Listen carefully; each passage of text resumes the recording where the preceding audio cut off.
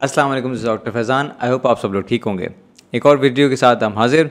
आज का टॉपिक जो है वो है when to open a dental clinic.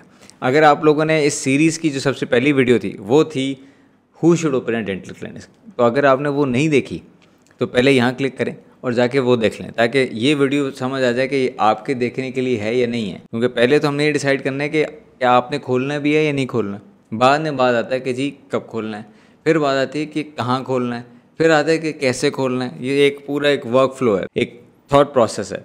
तो सबसे पहले जो चीज़ है वो है कि who should open a dental clinic. अगर आपने वो वीडियो देख ली और आपने डिसाइड कर लिया कि यार हाँ मैं अपना बॉस बनना चाहता हूँ, हाँ मैं प्रॉफिट ज़्यादा कमाना चाहता हूँ, हाँ मैं चाहता हूँ मेरी एक नाम बने, एक मेरा एक ब्रांड बने, हाँ क्वालिटी ऑफ ट्रीटमेंट को मैं डिसाइड करना चाहता हूँ कि किस तरह हो, मैं कस्टमाइज ट्रीटमेंट प्लान देना चाहता हूँ, मैं बहुत ज़्यादा साइकोटिक लेवल तक प्रोफेशन को पसंद करता हूँ, तो मेरे लिए खुद उसके अंदर हैंड्स ऑन सेंटर स्टेज होना बहुत ज़रूरी है। तो और कुछ लोग सिर्फ ज़्यादा पैसे कमाने के लिए भी करते हैं, तो दैट्स ओके।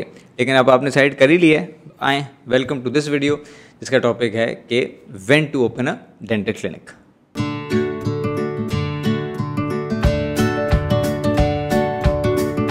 तो जो पहला एस्पेक्ट है इन सब चीज़ों में कि when to open a clinic, deciding factor वो है स्किल। क्या आपके पास स्किल है? क्योंकि जो क्लिनिक्स हैं वो कैसे चलते हैं? क्लिनिकल वर्क से। तो अगर क्लिनिकल वर्क ही नहीं आता या बिलो एवरेज आता है या वाकई में आता भी नहीं है काफ़ी सारे प्रोसीजर्स, तो फिर आप अभी क्लिनिक क्यों खोल रहे हैं? अभी आप टाइम लगाएंगे ताकि कोई काम सीखें पहले, फिर आप क्लिनिक खोलेंगे। तो पहली चीज़ जो है वो है स्किल। अब स्किल में भी 2-3 एलिमेंट्स हैं। पहली चीज़ है जो सबसे इंपॉर्टेंट है, ज़ाहिर है मैंने आपको बताया, वो है क्लिनिकल स्किल, कि काम आपको कितना आता है। दूसरी स्किल है कम्युनिकेशन स्किल, जो आपके को ख़ास स्कूल में जो है हम बताते नहीं है, बस जिसको जितना आता है, जितना वो ग्रूम हुआ हुआ है, अपने घर से सीखा हुआ है, वो उस हिसाब से वो कॉन्फिडेंट है कर लेगा। बाकी लोग जो हैं वो उनको इतनी बात करनी नहीं आती, और ना स्कूल हमें सिखाता है कि कम्युनिकेशन स्किल्स पे या सॉफ्ट स्किल्स जो है इसे कहते हैं, उस पे किस तरह हम अपना जोर दें। तो वो जो है आप आनी चाहिए हैं ताकि आपका क्लिनिक अच्छा चले। लेकिन अगर बिल्कुल ही स्टार्टिंग फेज़ है ना आपके क्लिनिक का, तो यस, अगर आपको कम्युनिकेशन स्किल्स, आपकी सॉफ्ट स्किल्स अच्छी होंगी तो आपको और ज़्यादा आसानी होगी उसको पेडल देने में, ताकि वो जल्दी स्मूथ सेल हो और ज़रा तेज़ आपका क्लिनिक पिकअप करे। टाइम आपको फिर भी लगेगा। ये पहले से बाय द वे मुझे सबसे पहले डिस्क्लेमर में, टीज़र में ये बात बता देनी चाहिए थी कि चाहे आप क्लिनिक मैं खोलूँ अभी नया, चाहे मेरे एचओडी खोलें या कोई और बंदा, कोई एक नया जगह पे जहाँ हमें कोई नहीं जानता, वहाँ पे अगर हमें कोई क्लिनिक खोले, which means we are equal to a fresh graduate for example, क्योंकि उसको कोई नहीं जानता ना अभी, वो कहीं भी खोल ले। हमें यहाँ जानते हैं लोग या थोड़े से राइट लेफ्ट सिटी में, कंट्री में, तो कोई भी नया बंदा खोलता है उसको टाइम लगता है। तो एटलीस्ट 1 साल तो कहीं नहीं गया, कहीं नहीं गया। लेकिन ये आपको मैं डीमोटिवेट करने के लिए नहीं है, ये रियलिटी चेक देने के लिए है कि यार ये सब कुछ गेट रिच क्विक स्कीम नहीं है, इसमें टाइम लगेगा इस्टेब्लिश होने में। बिजनेस चला रहे हैं ना आप एक, तो बिजनेस जो है वो फ़ौरन आपका नहीं चल जाता। आपने दुनिया का सबसे ज़बरदस्त जो है वो रेस्टोरेंट खोल लिया, लेकिन जब तक लोग खाएंगे नहीं, उसके रिव्यू नहीं लिखेंगे, क्यों आएगा कोई आपके पास? राइट, सब ऐसे ही को वॉक इन करके शायद आ जाए। एनीवेज, तो टाइम तो आपको लगेगा। तो अब उसमें बात ये थी कि आपकी कम्युनिकेशन स्किल्स अगर बेहतर होंगी तो आपके लिए थोड़ा स्मूदर सेल है, थोड़ा ज़्यादा आसान हो जाएगा आपके लिए ये काम चलाना। पहला था क्लिनिकल स्किल, दूसरा है कम्युनिकेशन स्किल। लेकिन क्लिनिकल स्किल के बगैर क्लिनिक नहीं चलेगा, कम्युनिकेशन स्किल के बगैर क्लिनिक चल जाएगा, इतना ज़बरदस्त नहीं चलेगा। ठीक है। तीसरी इंपॉर्टेंट स्किल वो है बिजनेस स्किल, फाइनेंसेस कैसे देखते हैं, 1+1 कैसे करते हैं, एडमिनिस्ट्रेटिव स्किल्स कि अगर इस ओपीडी में कोई पेशेंट हो रहा है और उसमें 10 मिनट एक्स्ट्रा लगेंगे, तो जो नेक्स्ट पेशेंट आया हुआ है वो अपने टाइम से जल्दी आ गया है, लेकिन वो है आपको पता थोड़ा फिनिकी, तो पहले से उसको चाय आ जाएगी कि उसके 10 मिनट वो निकल जाएंगे, या फिर उसको लेट होने वाला है तो हम कोई और बात उससे कर लेंगे, या कोई और ट्रीटमेंट बात कर लेंगे, या कोई और उसके साथ बैठ जाएगा, या उसको एटलीस्ट इन्फॉर्म कर देंगे ये एडमिनिस्ट्रेशन के अंदर, ताकि उसको सरप्राइज़ ना मिले। या वो अपने टाइम पे फॉर एग्जांपल आया, लेकिन अब उसको नज़र आएगा जी कोई भी यूनिट अभी फारिग नहीं है। होता है, बहुत दफ़ा होता है, और पेशेंट्स को भी पता है कि आप किसी बड़े हॉस्पिटल चले जाएँ, आपका टाइम 2 बजे का, आपकी बारी 4 बजे आएगी लेकिन अगर आप 2:30 बजे पहुँचे, आपका अपॉइंटमेंट वो कैंसिल क्योंकि आपकी 2 बजे थी। तो पेशेंट्स अंडरस्टैंड करते हैं कि कोई भी प्रोसीजर है वो बिल्कुल टाइम पे एग्जैक्ट ख़त्म नहीं होता। वेटिंग टाइम हर जगह होता है, कुछ जगह कम होता है, कुछ जगह ज़्यादा होता है। मैं पर्सनली कोशिश करता हूँ वेटिंग टाइम जितना कम हो सके उतना हो, लेकिन बहुत दफ़ा हम भी फंस जाते हैं किसी केस में, वो लंबा हो जाता है तो अगला वाला जब थोड़ा सफ़र करता है। लेकिन जब आपको समझ आ रहा है अगले वाला सफ़र कर रहा है, तो आपका जो टीम है, जो असिस्टेंट है, उसने देख लिया। आप तो बिल्कुल सर्जरी में फंसे हुए थे ना, आपके असिस्टेंट ने बताया रिसेप्शनिस्ट को, अगर उसने नहीं देखा, पहली बात है रिसेप्शन को देखना चाहिए था, वो देख लेगा तो वो समझ जाएगा कि यार उसके जो अगला पेशेंट है उसको मैं कॉल करके बता देता हूँ कि भाई आप आधा घंटा लेट आए। ये ना हो कि आप आधा घंटे लेट हो गए हैं तो इसका मतलब अब हर पेशेंट जो पूरे दिन में है वो जैसे ही आएगा वो आधा घंटा वेट करेगा, क्योंकि पहला पेशेंट आधा घंटे लेट हो गया था। भाई को बीच में ऐसा केस था जो कॉम्प्लिकेटेड है, उसको शिफ्ट कर दें, आगे कर दें, या उसको अगले दिन बुला रही। तो एडमिनिस्ट्रेटिव स्किल्स समझ आई आपको, क्योंकि एक बिजनेस है तो ये चीज़ें आपको आनी चाहिए हैं। अगर आप वैसे स्ट्रीट स्मार्ट हैं तो आपको थोड़ा आसानी होगी ये करने में, लेकिन बहुत सारे लोग इतने स्ट्रीट स्मार्ट नहीं होते, ठीक है, वो हमारे इतना बोंगे होते हैं, उनको थोड़ी तो पता है हर चीज़ पहले से सीख के थोड़ी आए हुए हैं वो, राइट। तो वो बोंगे इन द सेंस मतलब वो इनको ये चीज़ें नहीं आती, ठीक है, वो होंगे ए ग्रेड स्टूडेंट, सब कुछ आता होगा, लेकिन जब वो कुछ खरीदने जाएगा चीज़, वो साथ में अपने बैक बेंचर दोस्त को साथ लेके जाएगा कि यार तुम इससे बात करोगे, मैं बगैर उसके ना नहीं जा रहा तुम्हारे, क्योंकि ये मुझे लूट लेगा। आपको पता है 100 रुपये की आपको चीज़ देगा और आप दोस्त को लेके जाएंगे तो वो 70 की 2 दे देगा। तो वो वाली चीज़ है ना, वो आपको आनी चाहिए, क्योंकि आपको देखना है ना आपने at the end of the day profit कमाना है, इसलिए आपका क्लिनिक चल रहा है। और अगर आप प्रॉफिट नहीं कमाएंगे तो आप सैलरीज नहीं निकालेंगे, अगर प्रॉफिट नहीं कमाएंगे आप रेंट नहीं देंगे, अगर आप प्रॉफिट नहीं कमाएंगे तो ये सस्टेनेबल मॉडल नहीं है, चलेगा नहीं है, राइट। तो थोड़ा बहुत आपको नो हाउ होना चाहिए है। अब आप फ़र्ज़ करें 2 अलग पाथवे हैं। एक पाथवे ये है कि आप अभी हाउस जॉब में, ठीक है, हाउस जॉब आपके आगे, इसमें आपका है कि आप सुपरवाइज्ड प्रैक्टिस कर सकते हैं, ठीक है, हाउस सर्जन है, हाउस ऑफिसर है इसको कहते हैं, तो वो कॉलेज में काम कर सकता है, वो अपनी प्राइवेट प्रैक्टिस खुद नहीं खोल सकता अभी अनसुपरवाइज वाली। आपके प्रोविजनल सर्टिफिकेट हाउस जॉब मिल रहा होता है, आपको फाइनल नहीं मिलता, वो आपको परमानेंट मिलता है जब आपकी हाउस जॉब भी कंप्लीट हो जाती है, क्योंकि सबको समझ आती है काम सीखेगा तो ये हाउस जॉब में सीखेगा, राइट। तो अगर आपने हाउस जॉब कर ली है, अब you are qualified to technically open a dental practice. लेकिन मैं आपको बता रहा हूँ कि हाउस जॉब के बाद भी आपको कोई ख़ास काम आता नहीं है। आपको स्केलिंग आती है, आपको फिलिंग आती है, बेसिक प्रोसीजर्स आते होंगे, अच्छे आते होंगे, लेकिन अभी आप एक अलग पूरा सिस्टम चलाने के लिए तैयार नहीं है, क्योंकि अभी तक आप जो हैं वो ओपीडी चलाने के तैयार थे, जिसमें आपका कोई स्टेक था ही नहीं किसी चीज़ में, पेशेंट के साथ भी नहीं था, गलत दांत अगर गलती से निकल गया किसी दिन, अगले दिन छुट्टी, आपका कोई स्टेक ही नहीं है। एडमिन इन्वॉल्व हो जाती है, एडमिन याद है, तो एडमिन आप हैं, आप ही पेशेंट से बात कर रहे हैं और प्रोसीजर भी आप कर रहे हैं। तो क्या आप immediately after house job clinic खोल सकते हैं? यस, टेक्निकली आप खोल सकते हैं। रिस्की है क्योंकि अभी आपको BLS को ख़ास आता नहीं, तो एक भी पेशेंट जो है वो आपका जो है वो अगर अल्लाह माफ़ करे ऑफ हो गया तो आपकी जो करियर है वो निकलने से पहले ही ना वो ऑफ हो चुका है, क्योंकि एक बात गलत जाएगी, मशहूर हो जाएगी और आपके मार्केट में आने से पहले ही आपके मशहूरी हुई होगी। होता है ना, माई रेपुटेशन प्रीसीड्स मी, पर वो यही होगा कि रेपुटेशन प्रीसीड्स मी, आ गया ये मार देगा किसी को।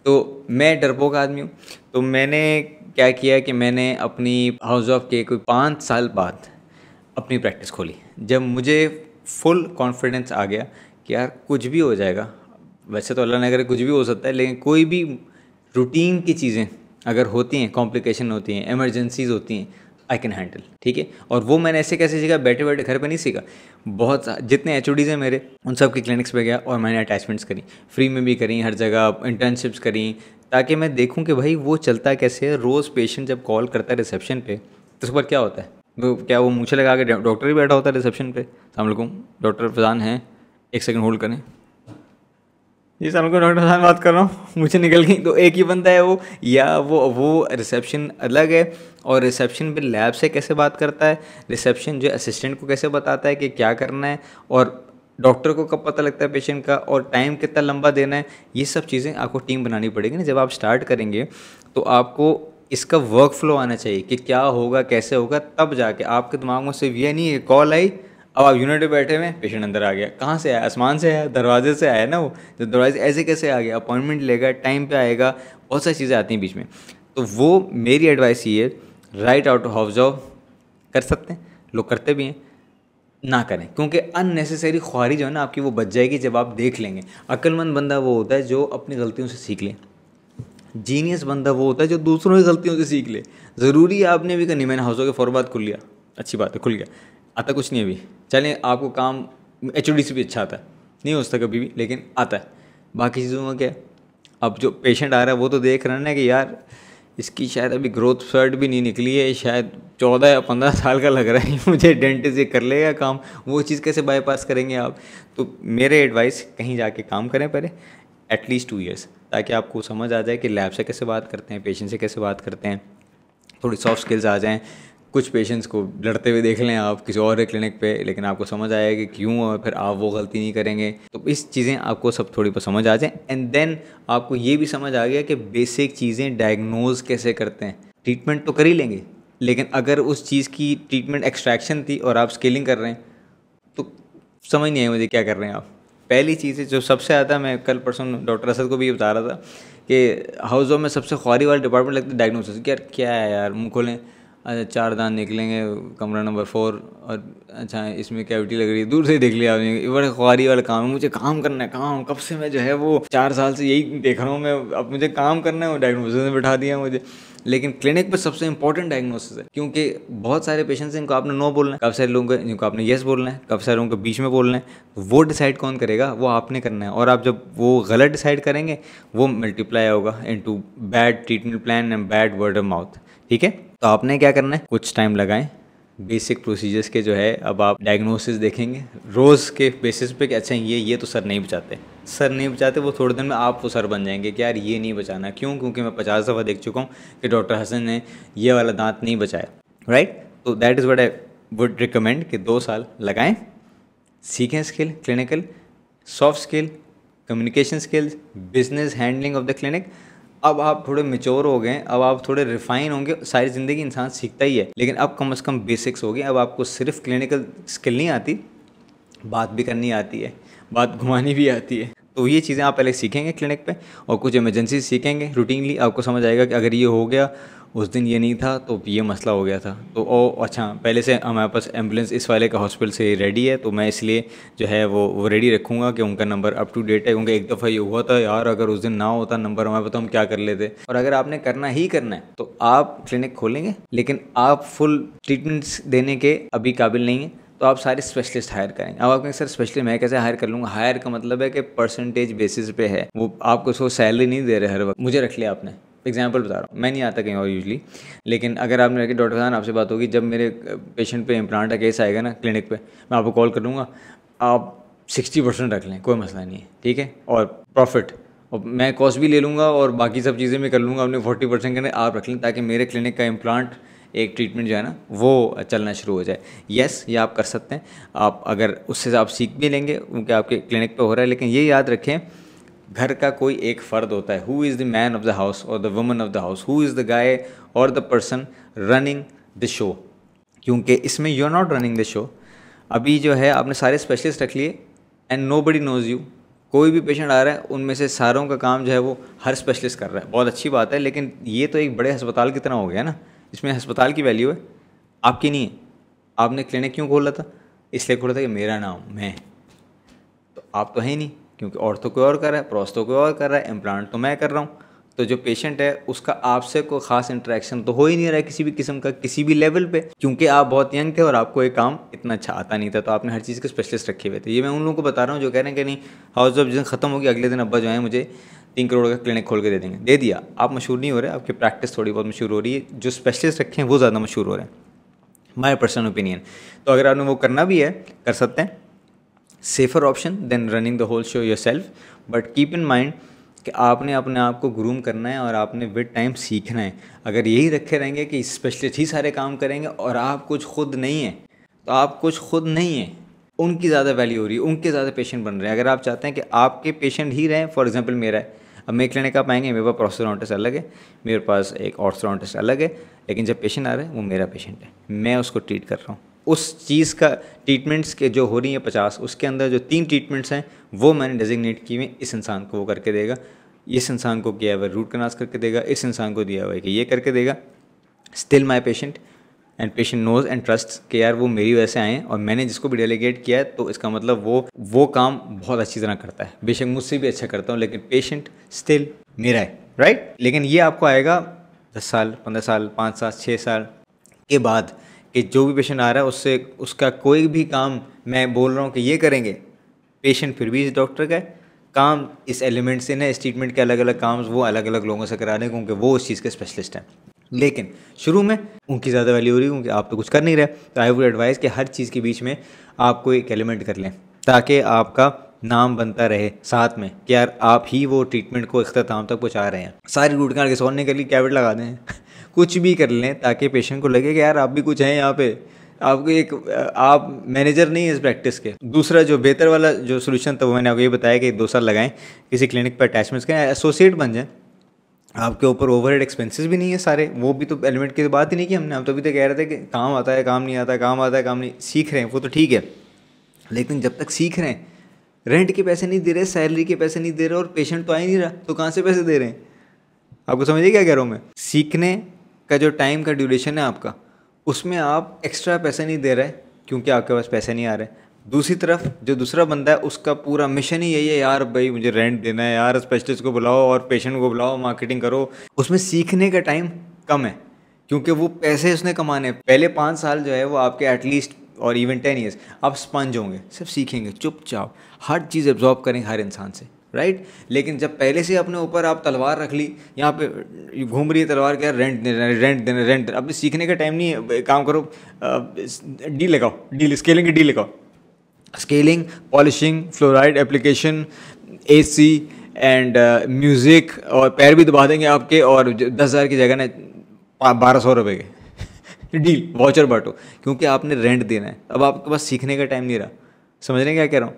वो सीखने का टाइम आप लगाएंगे एज एन एसोसिएट 1-2 साल, ये जितना अभी आपको टाइम आप कंफर्टेबल हैं, काम भी सीखेंगे, कोई सैलरी नहीं, कोई रेंट नहीं, क्योंकि कोई पेशेंट भी नहीं है, और 1-1, 2-2, 3-3, 4-4 करके आपके महीने में पेशेंट्स भी बनते रहेंगे। जब आपको लगा आपकी बेसिक स्ट्रॉन्ग हो गई है, चीज़ें आप कर लेंगे बेसिक वाली सारी, कोई और बेसिक इमरजेंसीज भी होंगी वो भी आप हैंडल कर लेंगे, और बेसिक पैसे वैसी चीज़ें भी मुझे आती हैं। क्लिनिक खोलें और अब अपना वेटिंग टाइम स्टार्ट करें 1 साल का, ताकि अपना पेशेंट फ्लो बनाएं, मार्केटिंग करें, अपना नाम बनाएं। So that is my advice. यार एक और बताऊं बात, आई नो ये लंबा हो रहा है थोड़ी सी, एक और बात वो ये है कि आपने सुना ना गैप ईयर लेते हैं बच्चे, आपने सुना होगा, यूजली हमारे यहाँ इतना नहीं है जितना वेस्टर्न हेमिस्फेयर में है कि जी गैप ईयर ले ले, 1 साल में कुछ नहीं कर रहा, I am trying to find myself. ठीक है, ये जो चीज़ें हैं ना, इससे आप एक चीज़ काम की भी ले सकते हैं। दुनिया ख़त्म नहीं हो जाती 1 साल बाद, कुछ नहीं हो जाता। आधे लोग FCPS के लिए 3 साल लगा देते हैं, फिर भी कुछ नहीं, वहीं के वहीं बैठे हुए, FCPS क्लियर नहीं हो रहा, FCPS क्लियर नहीं हो रहा, मरते तब तक जो है मैं लगा दूंगा, इसमें कवर के बाहर भी लिखा होगा FCPS 64 attempt FCPS RIP, rest in peace भी नहीं होगा बेचारा, रेस्ट इन F होगा रेस्ट इन फ्रस्ट्रेशन। हाउएवर मैं ये बताना चाह रहा हूँ कि ये जो मैं कह रहा हूँ ना, 2 साल लगा लें या फ़ौरन क्लिनिक खोल लें, 2 साल में कोई फ़र्क नहीं पड़ जाएगा, सब सेट है। जिसने हाउस के बाद खोल ले उससे ज़्यादा ख्वारी है, जिसने 2 साल कुछ लगा के सीख लिया उसकी कम ख्वारी है। 2 साल में कुछ नहीं होने वाला, सब पेशेंट्स ने वहीं रहना है। आबादी बढ़ रही है माशाल्लाह से हर जगह जहाँ आप हैं, तो सिवाय यूरोप के तो कोई मसला नहीं है। लड़कियों ने भी कहीं नहीं जाना, लड़कों ने भी कहीं नहीं जाना, शादी वादी के लिए भी आपको आराम से कोई बंदा मिल जाएगा, जब वो उसके आप घर जाएंगे हमको काम आता है, काम भी आता है, कम्युनिकेशन स्किल भी आती है, बिजनेस स्किल भी आती है, मैं इमरजेंसी में हैंडल कर लेता हूँ मैं मेरे को सब आता है, वो छुप छुप के मुझे आता है ना, मतलब वो मुझे सब मुझे आता है। एनीवेज, अब नेक्स्ट है कि फाइनेंसेस, पैसे हैं आपके पास ये सब कुछ करने के, ठीक है, क्योंकि पैसे से खुलेगा ना क्लिनिक, पैसे लगाने आपको, तो क्या आपके पास पैसे हैं या घर वालों का पैसे हैं जो आपके क्लिनिक खोल के देंगे?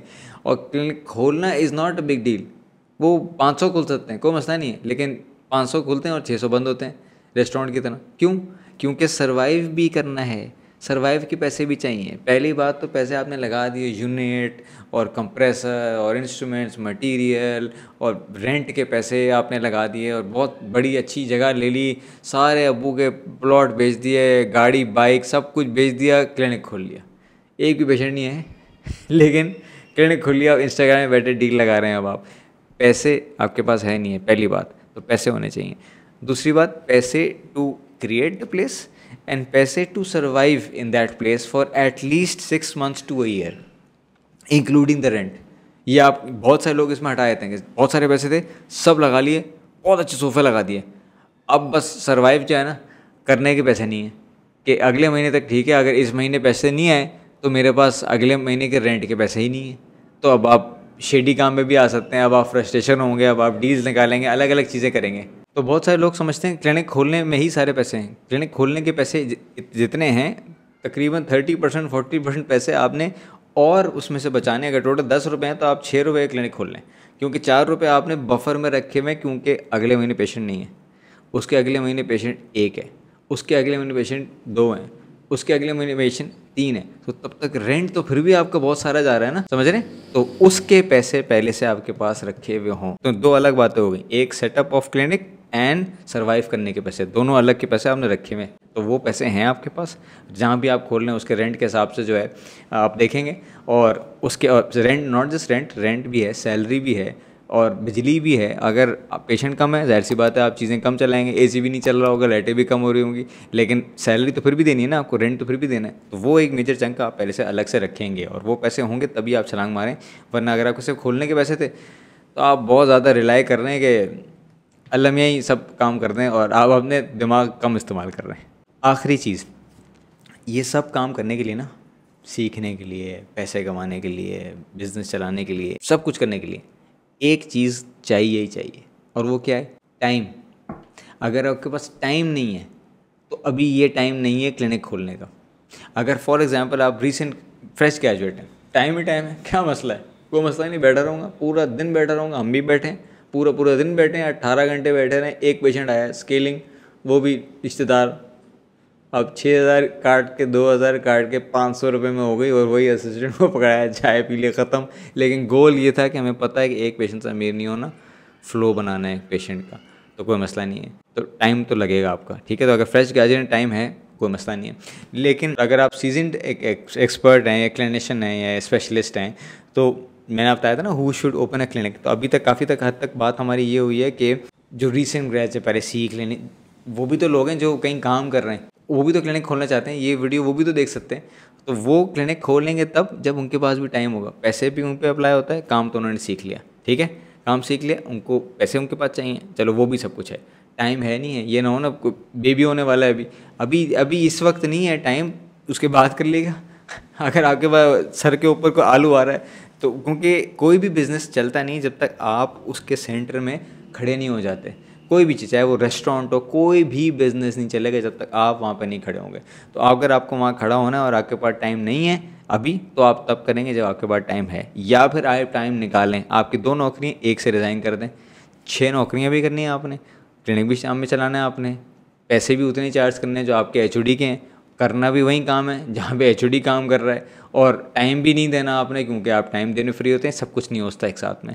अगर कोई चीज़ अच्छी चलानी तो आपको उसको टाइम देना पड़ेगा, और टाइम अगर नहीं है तो या तो आप बाद में करेंगे जब आपके पास टाइम है, या फिर टाइम निकालेंगे और कोई एक चीज़ आपकी वहाँ से मिस होगी।